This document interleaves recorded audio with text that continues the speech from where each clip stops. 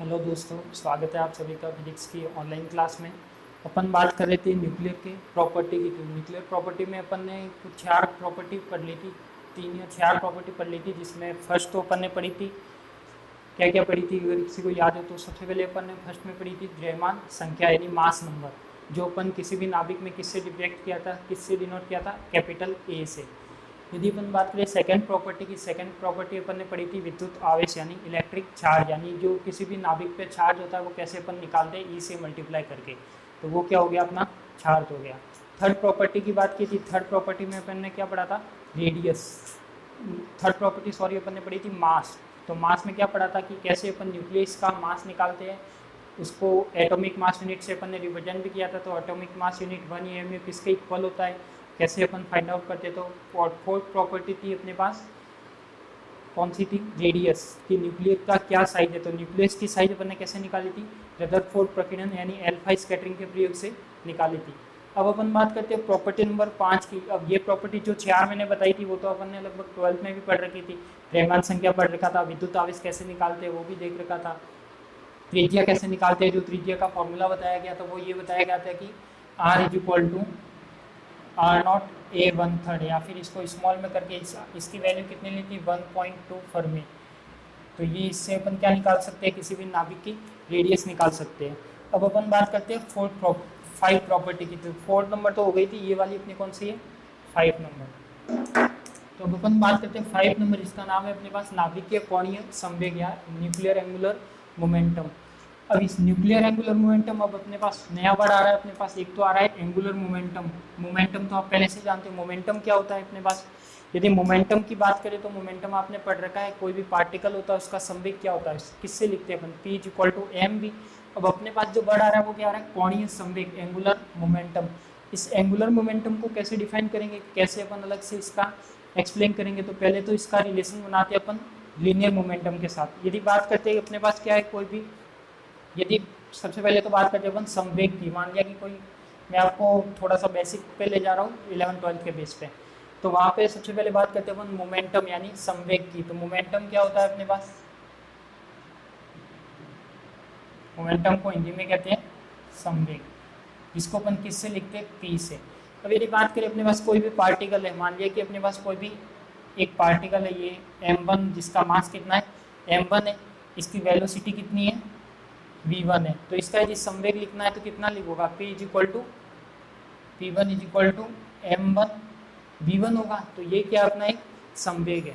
अब यदि इसी को मैं लिखना चाहूँ, ये तो क्या हो गया अपने एक संवेग हो गया। यदि इसी को मैं एंगुलर मोमेंटम की फॉर्म में लिखना चाहूँ, यदि हो सकता है इसमें एक आपने एक लॉ भी पढ़ रखा है, जैसे संवेग क्या हो गया, p1 is equal to m1 v1। यदि दूसरे पार्टिकल की बात करूँ, एक पार्टिकल इधर जा रहा है अपने पास, यदि दूसरा पार्टिकल है यानी m2, उसकी वेलोसिटी कितनी है, इस साइड में आ रहा है, दोनों में क्या हो रही है, इंटरेक्ट हो रहे हैं, अट्रैक्शन हो रहा है या रिपल्सन हो रहा है, जो भी रिएक्शन होती है।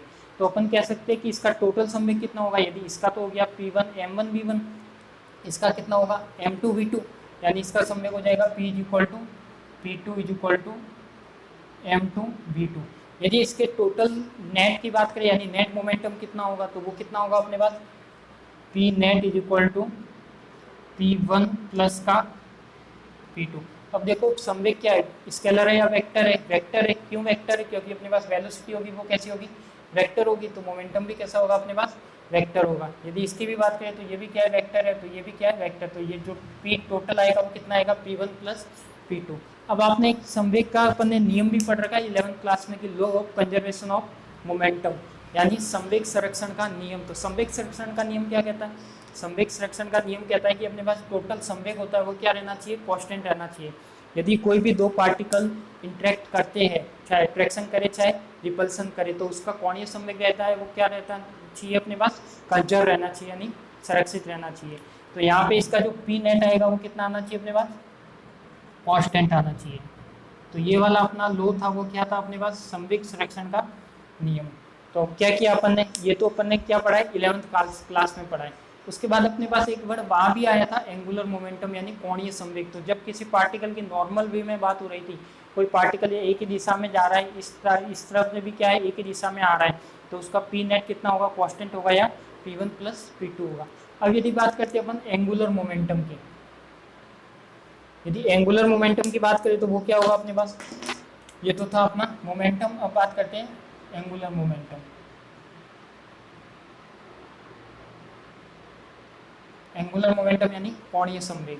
अब कोणीय संवेग की बात करें तो संवेग तो अपन ने देख लिया कि कोई पार्टिकल नॉर्मल पार्टिकल था, किसी एक ही दिशा में जा रहा था, तो उसका अपन ने क्या लिखा था, संवेग लिखा था।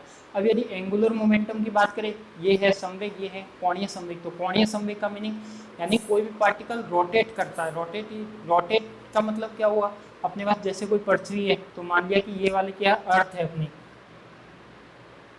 अर्थ कैसी गोल होती है, आपने पोस्टल ऑफिसों में देखी होगी, अर्थ हर जगह यूँ मिल जाएगी आपको। तो अर्थ होती है, उसमें क्या होता है, वो बीच में फिक्स एक अक्ष होता है, उसी अक्ष के सापेक्ष वो क्या करती है, इस तरह से रोटेट करती है। तो हो सकता है कि ये अपनी अर्थ है, ये अपना अक्ष फिक्स हो गया और ये क्या कर रही है, इस डायरेक्शन में रोटेट कर रही है। तो रोटेट करती है, तो उसी का मीनिंग अपन कहाँ से लेते हैं, एंगुलर मोमेंटम यानी कोणीय संवेग से। यदि इसका अपन को लिखना हो कि इसका कोणीय संवेग कितना होता है या किसी भी पार्टिकल का कोणीय संवेग कितना होता है, तो पार्टिकल का कोणीय संवेग आप लिख सकते हो कि पार्टिकल का कोणीय संवेग जैसे अपन ने यहाँ पे लिखा था, एक पार्टिकल का संवेग लिखा था P = m1v1। तो इसका संवेग क्या लिख सकते हो आप कोणीय संवेग का, L = m की जगह क्या आ जाएगा, देखो एक तो यहाँ पे संकेत क्या था P का, यहाँ पे कितना आ रहा है अपना L आ रहा है, यहाँ पे क्या आ जाएगा एंगुलर मोमेंटम m1। यहाँ पे तो बात कर रहे थे अपन m1 की, पर वहाँ पे क्या आ जाता है, moment of inertia. Moment of inertia यानी जड़त्व पे आघूर्ण, जिसको अपन ने किससे लिखा था, I से। उसके बाद यहाँ पे वेलोसिटी v है। अब यहाँ पे अपन ने देखते हैं कि अर्थ की वेलोसिटी तो होगी नहीं, क्योंकि वो क्या कर रहा है, रोटेशनली मूव कर रहा है। रोटेशनली मूव कर रहा है तो उसका क्या होगा, एंगुलर वेलोसिटी होगी, यानी कोणीय वेग होगा। तो कोणीय वेग कितना होता है अपने पास, ओमेगा। तो ये क्या हो जाएगा अपने पास, L = I ओमेगा। तो ये चीज़ क्या होगी अपने पास, एंगुलर मोमेंटम। तो यहाँ पे अपना जो टॉपिक है वो क्या है, नाभिकीय कोणीय संवेग, यानी नाभिक के जो कोणीय संवेग यानी न्यूक्लियर एंगुलर मोमेंटम होता है वो कितना होता है। तो अपन ने बात कर ली कि पहले तो मोमेंटम क्या होता है, फिर एंगुलर मोमेंटम को किससे लिखते हैं। तो ये वाली चीज़ बताने की P = m1v1, L = क्या होता है अपने पास, I ओमेगा। सेम इसमें यदि पी नेट कांस्टेंट का रूल लग रहा है, यानी law of conservation of momentum लग रहा है, तो यहाँ भी क्या होगा अपना law of conservation of angular momentum लगेगा। यानी रिएक्शन से पहले या रिएक्शन से बाद जो एंगुलर मोमेंटम होगा वो क्या होना चाहिए, सेम होना चाहिए। इसको अपन किससे लिखते हैं, या तो एल से भी लिख सकते हैं या फिर जे या आई से भी लिख सकते हैं। तो वो अपन जब न्यूक्लियर की बात करेंगे उसमें बात करेंगे। और इसमें कुछ डिफरेंस देखना हो तो लिख सकते हो आप, क्या डिफरेंस रहता है और इसमें। तो ये क्या हो गया अपना एंगुलर मोमेंटम। तो बाकी आप 11th में अच्छे से पढ़ सकते हो। अब अपन टॉपिक पे आते हैं, नाभिकीय कोणीय संवेग पे।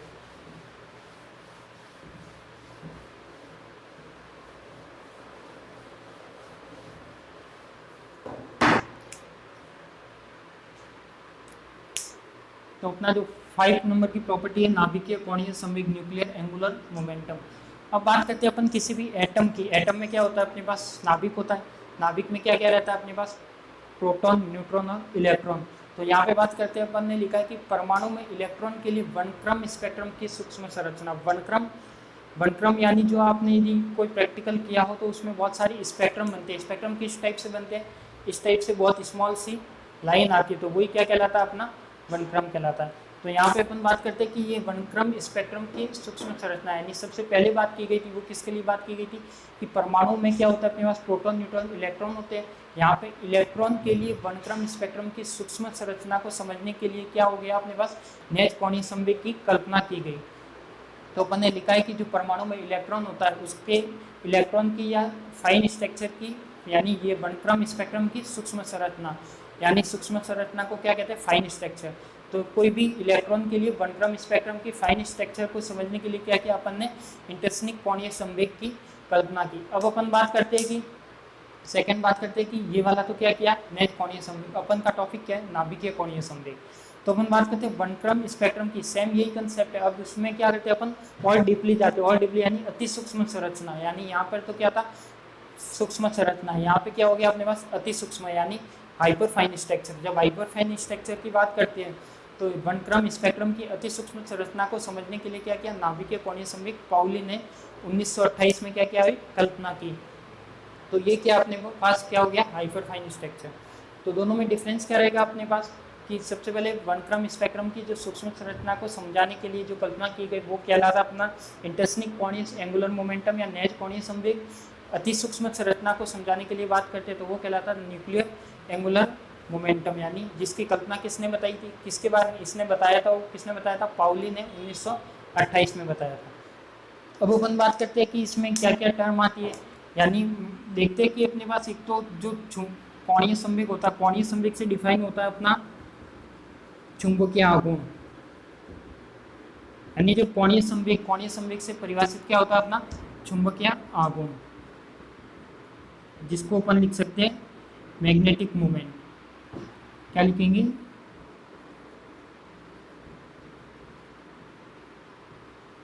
Magnetic moment. जब कोणीय संवेग से क्या डिफाइन हो गया अपना चुंबकीय आघूर्ण, तो ये भी क्या होता है अपने पास इसी से डिफाइन होता है।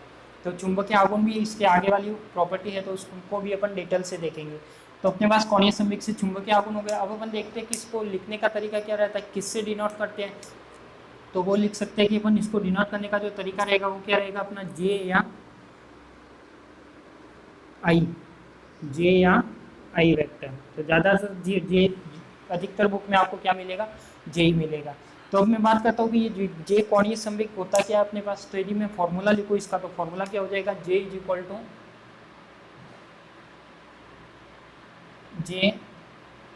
जे प्लस 1 अंडर रूट का एच कट। और ये एच कट क्या होता है अपने पास, एच अपॉन में 2 पाई। यदि कोणीय संवेग की बात करें तो ये जे है, इसको अपन को लिखने का तरीका क्या था, जे या आई। यदि इसको मैं जे किससे मिलकर बना है, यानी कोणीय संवेग दो टाइप से मिलकर बना है। एक तो बना है एल से और एक बना है एस से। एल यानी मैं लिख सकता हूँ कि जे इज इक्वल टू क्या होगा अपने पास, एल वेक्टर प्लस का एस वेक्टर। यदि एल की बात करें तो एल क्या होगा अपने पास, एल तो कहलाता है कक्षीय कोणीय संवेग, यानी जो एल है वो तो क्या अपने पास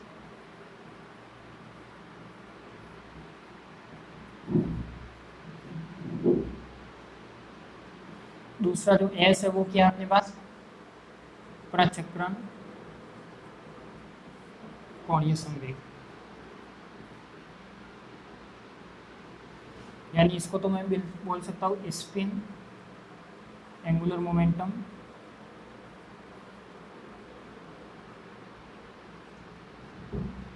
इसको मैं बोल सकता हूँ ऑर्बिटल एंगुलर मोमेंटम। तो अपने पास जो जे मिलकर बना है वो जे दो टर्म से मिलकर बना है। फर्स्ट हो जाएगा कक्षीय कोणीय संवेग यानी ऑर्बिटल एंगुलर मोमेंटम, दूसरा है अपने पास प्रचक्रण कोणीय संवेग यानी स्पिन एंगुलर मोमेंटम। तो इसको तो लिखते हैं अपन एल से और इसको लिखते हैं अपन एस से। अब अपन बात करते हैं कि ये दोनों चीज़ें क्या है, ऑर्बिटल एंगुलर मोमेंटम किसे कहते हैं और स्पिन एंगुलर मोमेंटम किसे कहते हैं।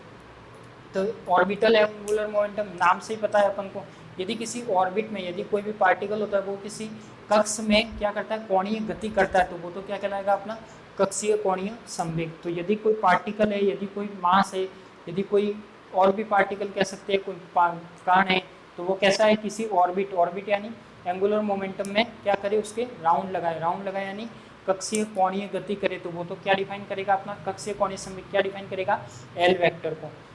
और ये क्या डिफाइन करेगा, प्रचक्रण कोणीय संवेग। तो प्रचक्रण के लिए यदि किसी भी पार्टिकल के मास की बात करते हैं, उसका सेंटर ऑफ मास देखा है आपने, तो यदि किसी भी पार्टिकल का सेंटर ऑफ मास कहाँ होगा, उसके सेंटर में होगा। तो मान लिया कि कोई पार्टिकल है, कोई पार्टिकल ये वाला पार्टिकल हो गया अपना, इसका सेंटर ऑफ मास कहाँ होगा, यहाँ पे होगा सेंटर में। तो इसके रेस्पेक्ट में जब कोई गति करता है, यानी इस अक्ष के रेस्पेक्ट में, यानी ये क्या हो गया अपना एक फिक्स अक्ष हो गया, तो इस अक्ष के रेस्पेक्ट में जो कोई गति करेगा वही क्या कहलाएगा अपना spin angular momentum S vector. जब ऑर्बिटल में कोणीय गति करता है तो कहलाएगा कक्षीय कोणीय संवेग एल वेक्टर। यदि स्पिन में यदि किसी कोई भी पार्टिकल है उसके द्रव्यमान केंद्र के किसी अक्ष के सापेक्ष गति करता है तो वो क्या कहलाएगा अपना प्रचक्रण कोणीय संवेग। तो जो अपने पास ये टोटल नाभिकीय कोणीय संवेग डिफाइन हुआ था वो कहाँ से हुआ था, किसके लिए काम में लिया गया था, हाइपरफाइन स्ट्रक्चर को समझने के लिए। तो हाइपरफाइन स्ट्रक्चर को समझने के लिए क्या किया, कोणीय संवेग को अपन ने चुंबकीय आघूर्ण भी इसमें काम में लिया है, तो वो अपन आगे देखेंगे। जे कितने पार्टों से मिलकर बना है, इसको रिप्रेजेंट किससे करते हैं, जे वेक्टर से करते हैं। तो ये लिख दिया मैंने जे वेक्टर। अब इसमें बात करें कि इसमें दो तरह के कोणीय संवेग लिए, तो कक्षीय कोणीय संवेग लिया जिसको एल वेक्टर से लिखेंगे, प्रचक्रण कोणीय संवेग लिया उसको एस वेक्टर से लिखेंगे। अक्षीय कोणीय संवेग यानी जब कोई पार्टिकल क्या करता है, कक्ष में गति करता है, यानी किसी अक्ष के या किसी द्रव्यमान के या किसी के चारों ओर गति करता है, वो तो क्या होगा, अक्षीय कोणीय संवेग। किसी अक्ष के सापेक्ष गति करता है, यानी कोई द्रव्यमान केंद्र है या उसका अक्ष उसके सापेक्ष गति कर रहा है, तो वो क्या होगा, एस वेक्टर। यदि इनके फॉर्मूले लिखने जाए तो ये कैसे होगा, अपने पास स्क्रीनशॉट लेना चाहो तो ले लो इसको,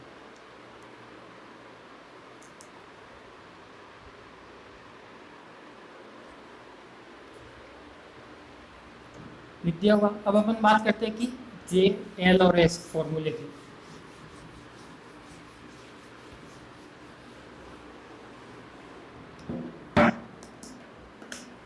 तो सबसे पहले तो जे किससे मिलकर बना है अपना, J is equal to L plus का एस।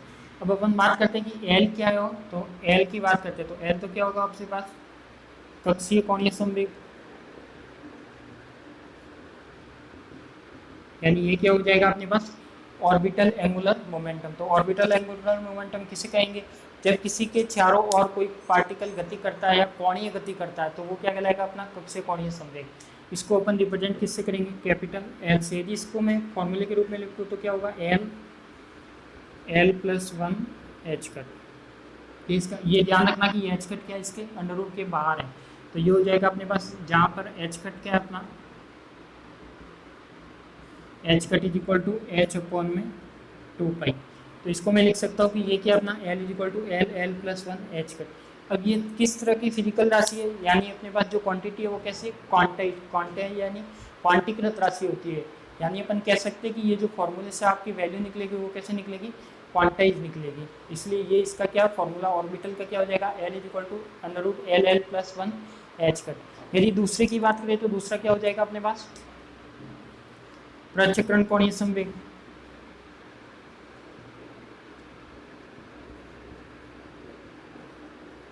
तो प्रचक्रण कोणीय संवेग कितना हो जाएगा अपने पास, S vector is equal to small S plus one और एच कट। अब यदि अपन बात करते हैं किसी नाभिक में प्रोटॉन, न्यूट्रॉन या इलेक्ट्रॉन के लिए, यदि प्रोटॉन और न्यूट्रॉन के लिए एस की बात करें तो अपन जानते हैं कि एस इज इक्वल टू कितना होता है, प्रोटॉन, न्यूट्रॉन या इलेक्ट्रॉन के लिए कितना होगा, हमेशा 1/2 होगा। यदि इसका एस निकालना है तो आप निकाल सकते हो, एस इज इक्वल टू क्या होगा अपने पास, क्या होगा, एस इज इक्वल टू 1/2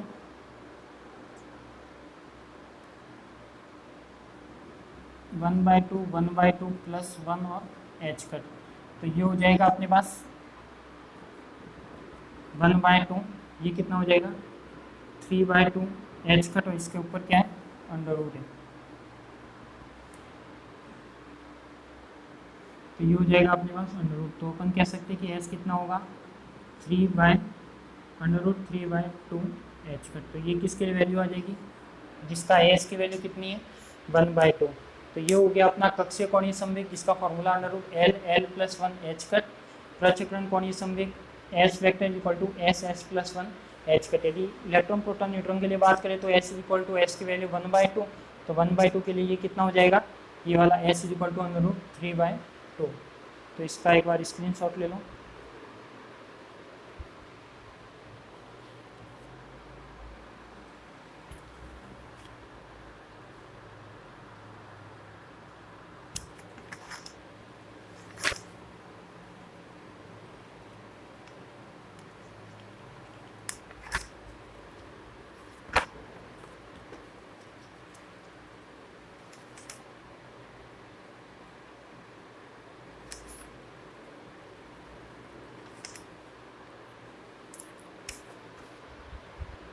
तो समझ में आ गया होगा आपको लगभग, जे और एल यानी जो नाभिकीय कोणीय संवेग है, इसको अपन वैसे है अपने पास एक मॉडल आएगा आगे, सेल मॉडल, जिसमें अपन जे भी निकालेंगे, यानी कोई नाभिक दे रखा है उसका जे कैसे निकालते हैं, एल कैसे निकालते हैं, एस कैसे निकालते हैं, उसकी पेरिटी कैसे निकालते हैं, उसका मैग्नेटिक मोमेंट कैसे निकालते हैं।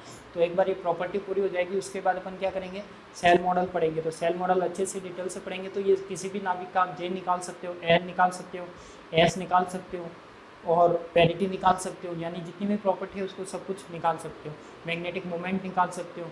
तो वो क्या होगा अपन सेल मॉडल में देखेंगे। तो ये आपकी क्या कौन सी प्रॉपर्टी थी, 5 नंबर की, नाभिकीय कोणीय संवेग। तो नाभिकीय कोणीय संवेग कहाँ काम आता है, हाइपरफाइन स्ट्रक्चर को समझने के लिए पाउली ने 1928 में एक अभिधारणा कल्पना बताई थी उसमें क्या माना था कि दो तरह के क्या होते हैं अपने पास कोणीय संवेग होता है, एक तो ऑर्बिटल होता है, एक स्पिन होता है। तो ऑर्बिटल मोमेंट एंगुलर मोमेंटम और स्पिन एंगुलर मोमेंटम। ऑर्बिटल का फॉर्मूला बताया था L equal to under root L L plus one H cut, इसका बताया था small S H plus one under root H cut.